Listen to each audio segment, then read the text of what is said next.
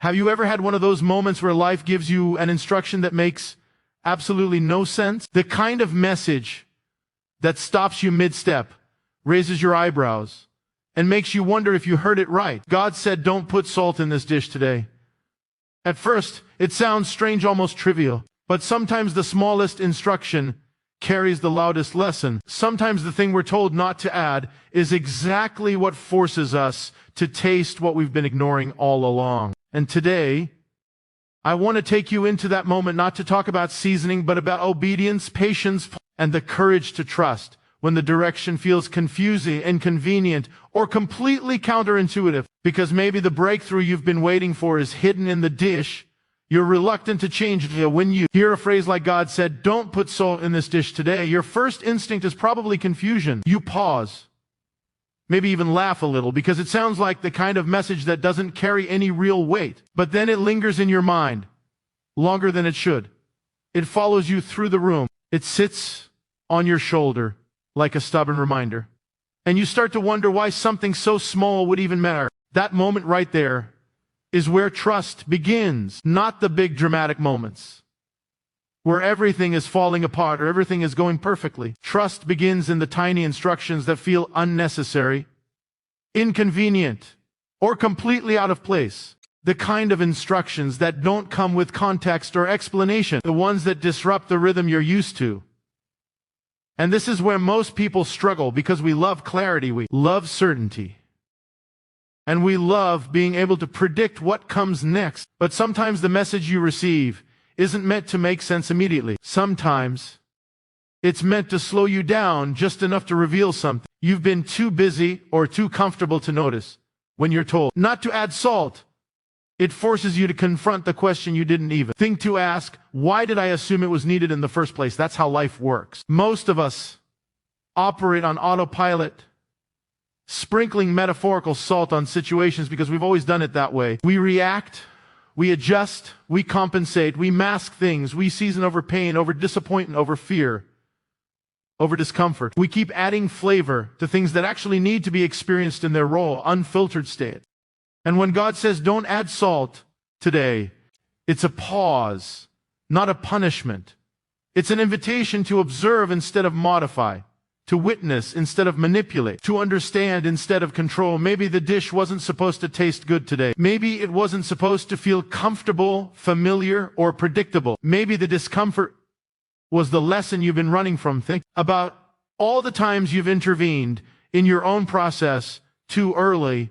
You tried to fix people before understanding them. You tried to repair situations before learning from them. You tried to correct outcomes without addressing the habits that shaped them. You added salt when the real problem wasn't the flavor, it was the foundation. And foundations can't be hidden forever. You can season them. But seasoning doesn't solve structural issues. It only distracts you from them. That's why the instruction feels so strange, almost frustrating. Because it forces you to face the dish exactly as it is. No shortcuts, no enhancements, no disguises. The truth is, we don't just add salt in the kitchen. We add salt in conversations, in relationships, in decisions, in identity. We add salt when we're afraid things won't be accepted in their natural form. We add salt when we're scared of disappointing people. We add salt when we want to prove ourselves. We add salt when we don't want anyone to know we're struggling. And we add salt when we think our worth depends on how pleasing the outcome looks. But the instruction is simple, not today. Today, you don't get to rely on your usual habits. Today, you don't get to cover up the parts of you that feel unfinished. Today, you're asked to sit with the uncomfortable truth that not everything is meant to be improved in the moment you encounter it. And maybe that truth is exactly what transforms you. Because waiting teaches you things that action never could. Pausing reveals things that activity hides. And restraint exposes things that habit buries. When you're told not to add salt, you're forced to pay attention to the natural ingredients, your thoughts, your motivations, your fears, your desires. Suddenly the dish becomes a mirror. Suddenly you're not seasoning food, you're seasoning life. And the message becomes clearer. Trust isn't built in moments of certainty. It's built in moments of surrender. Most people say they want guidance, but they only want it when it aligns with their preferences. They want clarity, but only when the clarity is convenient. They want direction, but only when the direction confirms what they already decided. And that's not trust. That's negotiation. Real trust is obedience without full understanding. It's responding without needing to know the outcome. It's stepping forward even when the step doesn't feel productive. Because trust is not measured by how quickly you understand. It's measured by how willing you are to follow without resisting. Sometimes the instruction isn't about the dish at all. It's about the discipline. It's about learning to stop altering everything. Touch. It's about releasing the impulse to fix every moment instantly. Some seasons are meant to taste plain, so you can finally confront what you've been avoiding. Some moments are meant to feel incomplete, so you're pushed to grow instead of decorate. Some days are meant to strip you of your default habits, so you're forced to build new ones. Not adding salt becomes a symbolic pause, an intentional interruption of your usual pattern. And that interruption can be one of the greatest gifts you receive. Because when you stop adding salt, you start listening differently. You start noticing details you've overlooked. You start questioning the assumptions you've been blindly living by. You start realizing that your identity isn't built on how well you season your life, but on how deeply you understand it. You learn that clarity often comes after obedience, not before it. And that understanding often arrives through the process, not at the beginning of it. Imagine standing over a pot, tempted to reach for the salt. You know exactly how to improve the flavor. You've done it 1,000 times. You could fix the taste instantly, but something inside you, something quiet, something persistent tells you not to. That tension you feel in that moment is the exact tension between control and trust, between habit and growth, between what you've always done and who you're becoming. Most people fold in that moment. Most people justify their way out of obedience. Most people say, it doesn't matter. It's just salt. But the instruction isn't about the significance of the action. It's about the significance of the obedience. The discipline is the destination. The surrender is the transformation. And even though you don't understand the reason yet, something shifts inside you when you obey anyway. You take your hand off the salt, and suddenly the moment feels different.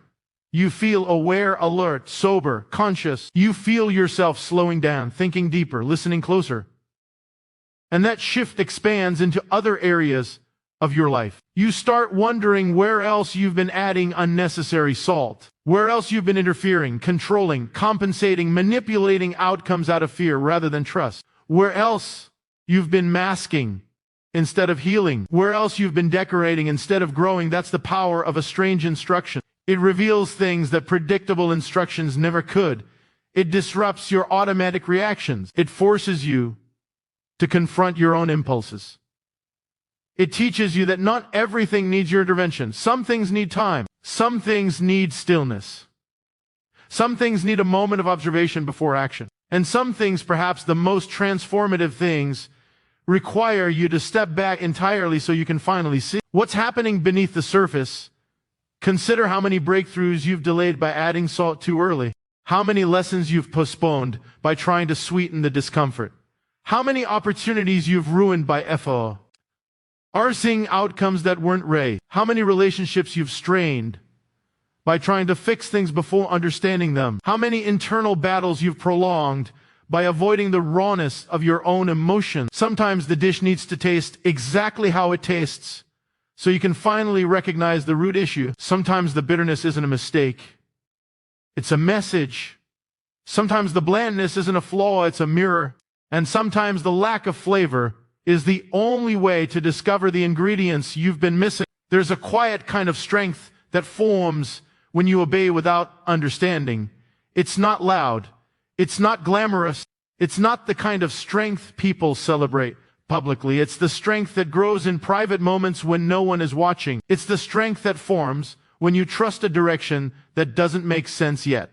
It's the strength that develops when you stop relying on your usual patterns. And that strength becomes the foundation for everything that comes next, because once you can trust in the small, strange, inconvenient instructions, you become capable of receiving bigger ones. Once you can obey without needing instant clarity, you become ready for deeper guidance. Once you can hold back when every part of you wants to act, You develop the discipline required for the seasons ahead. The instruction begins with salt, but it expands into your entire character. It shapes how you think, how you listen, how you respond, how you wait, how you trust. You grow. And there's something extraordinary about realizing that the path you're on is shaped not by the massive, dramatic decisions, but by the small moments of obedience, by the pauses, by the hesitation, by the choices that don't make sense at the time, by the instruction that seems too trivial to matter, but it does matter, because obedience in small things builds the capacity to handle big things, and restraint in minor areas creates the strength to walk through major seasons. When you step back from the salt, you step into awareness. You begin to see the patterns of your own behavior with sharper clarity. You notice how often you act out of habit instead of intention. You observe how quickly you default to control when something feels uncertain. You recognize how easily you try to modify situations instead of understanding them. You discover how deeply discomfort triggers your urge to intervene. And all those insights begin to reshape you. Discomfort becomes a teacher instead of an enemy. Waiting becomes a practice instead of a punishment. Slowness becomes a rhythm instead of a setback. And trust becomes a muscle instead of an abstract concept. You start to realize that the instruction you received wasn't meant to frustrate you. It was meant to free you from the patterns that have been holding you back with your awareness.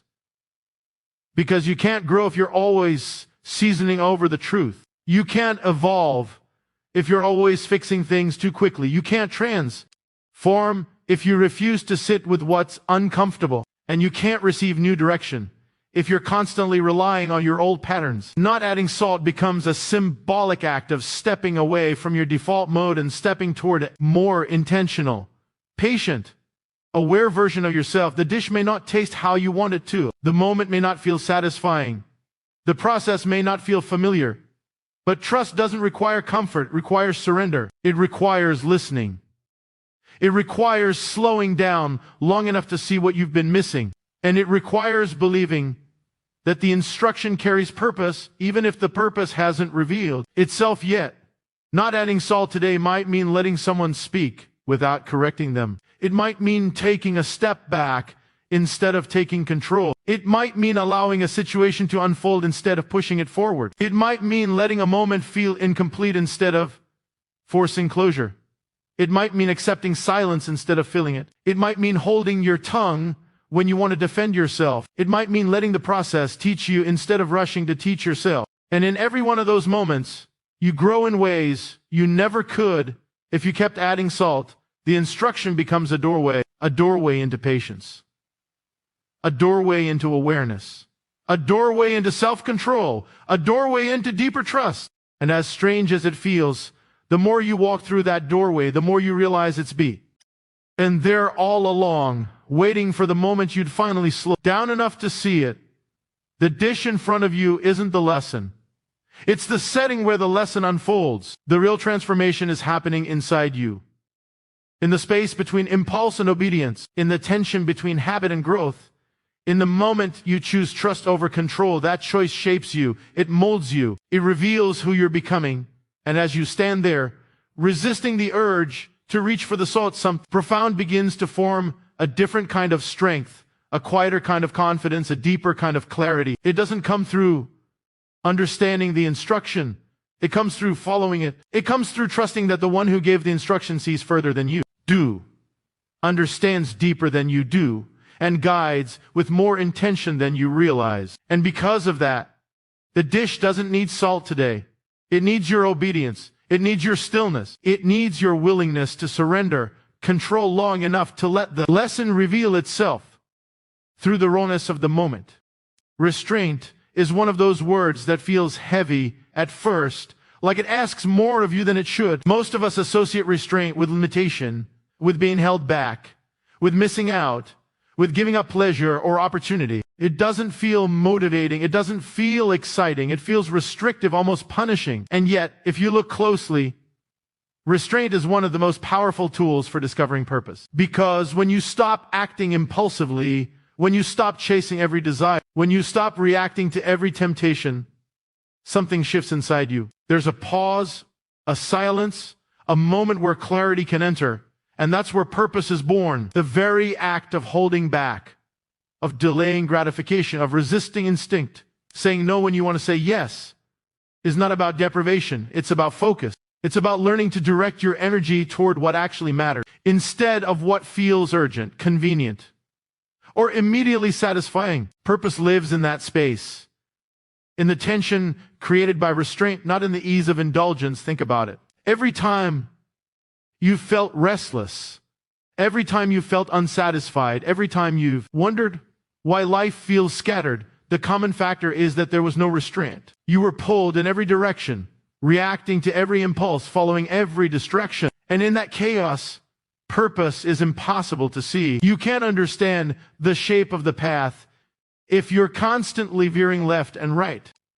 You can't recognize the right steps if you're stepping on everything in sight. Restraint is the framework that allows structure to form.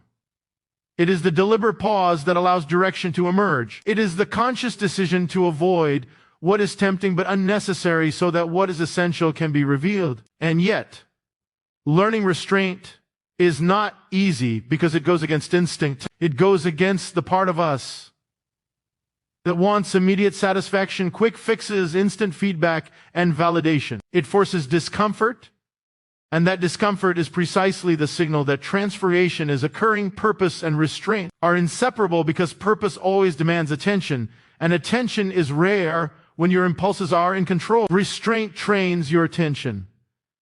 It teaches you to focus on the essential and ignore the noise. It teaches you to distinguish between what will matter tomorrow and what will vanish today. Every choice to restrain yourself builds a kind of internal muscle, a kind of discipline, a kind of clarity that is impossible to achieve through indulgence alone. Restraint is not just holding back.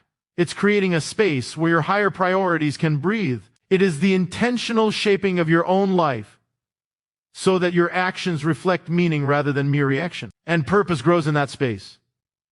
It grows in the gaps created by what you choose not to do, in the silence between impulses, in the discipline that keeps you from scattering your energy. Imagine for a moment someone who never practices restraint.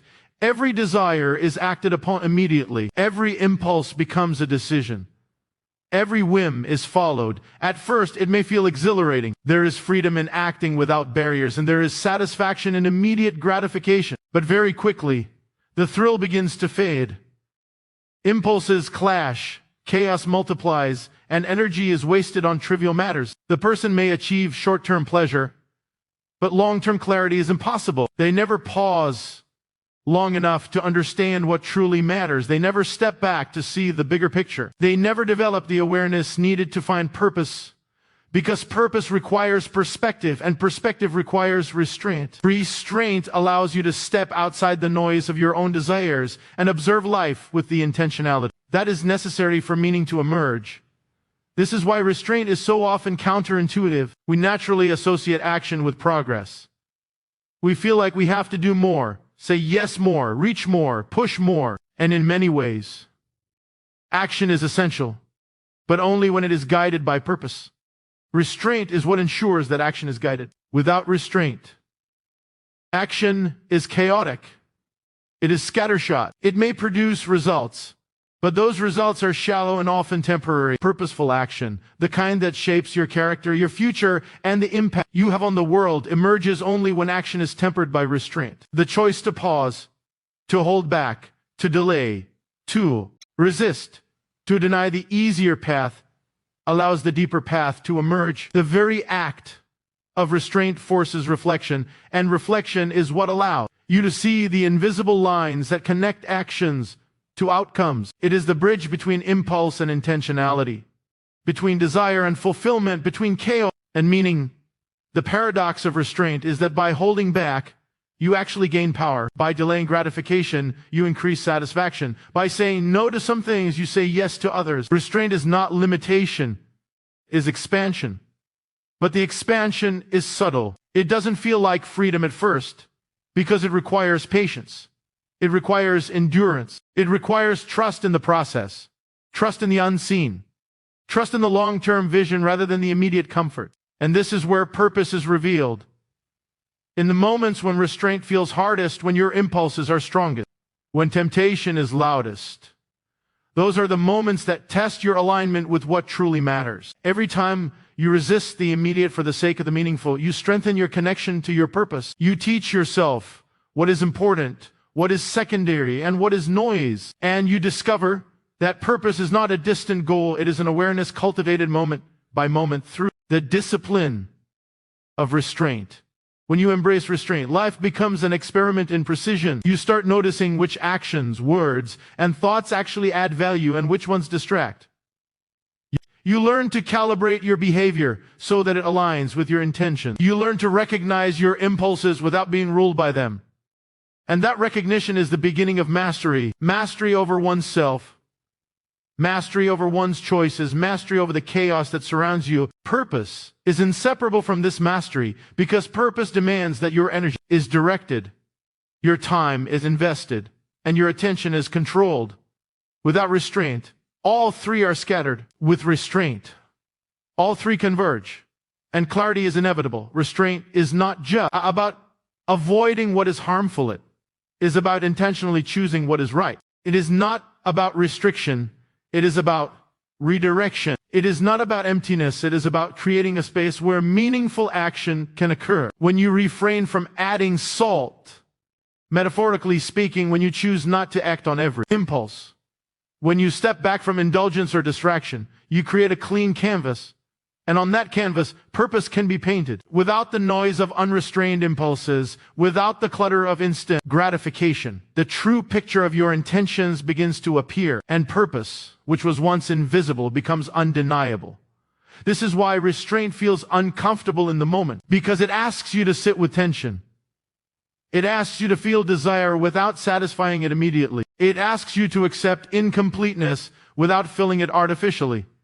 And yet, this tension is fertile ground. It is the soil in which clarity, discipline, and purpose grow. Every moment you practice restraint, you are investing in a future self who is wiser, stronger, and more aligned. Every impulse you delay, every convenience you forgo, every temptation you resist is a step toward a life that is not reactive but intentional, not shallow but deep, not temporary but enduring. And in that life, purpose is not a distant destination. It is the natural byproduct of the choices you consistently make to act with intentionality rather than impulse. Restraint also teaches humility. It reminds you that you are not in control of everything, that not every desire needs to be satisfied, and that some forces are greater than your immediate understanding. It teaches patience, because waiting is always part of restraint. It teaches observation, because noticing your impulses is the first step in controlling them. And it teaches discernment, because every act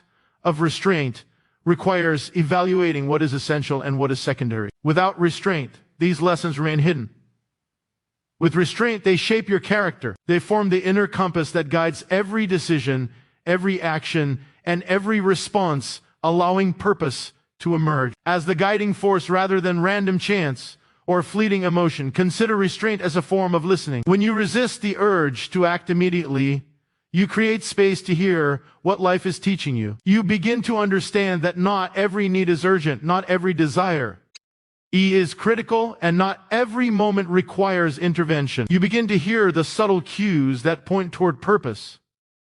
You begin to recognize patterns that were previously invisible. You begin to notice the invisible threads connecting actions to outcomes, intentions to consequences, and habits to destiny. Restraint is the act of listening with discipline, and purpose is the message that emerges from that listening. And purpose is not abstract. It is not something you stumble upon by chance. It is not something that comes from doing everything you feel like doing. Purpose is cultivated, refined, and revealed through consistent, intentional choices. It is the product of repeated restraint, deliberate attention, and conscious alignment. Every choice to hold back, every moment of patience, every refusal to give into impulse strengthens the structure that allows purpose to flourish. And over time, you discover that restraint is not a limitation. It is a doorway to freedom, to clarity, to understanding, and to meaning. The journey toward finding purpose in restraint is not easy. And it is not glamorous. There is no immediate reward for resisting temptation. There is no instant recognition for delaying gratification. The struggle is silent, internal, and often invisible to the outside world, but the transformation that occurs within is profound. It is the transformation of character, the sharpening of focus, the deepening of insight, and the expansion of intentionality. And that transformation is what allows you to live a life of purpose, a life that is not ruled by impulses, a life that is not scattered by distraction, a life that is deliberate, meaningful, and aligned with your highest vision. Restraint, when understood and applied intentionally, becomes the foundation for a life that is not only successful but significant. It allows you to prioritize what truly matters, to invest in what has lasting value, and to act in ways that reflect clarity rather than confusion. It turns challenges into opportunities, delays into preparation, discomfort into growth, and scarcity into focus. And in that framework, purpose becomes not just attainable but inevitable, because every act of restraint moves you closer to the life you are meant to live, the impact you are meant to have, and the person you are meant to become.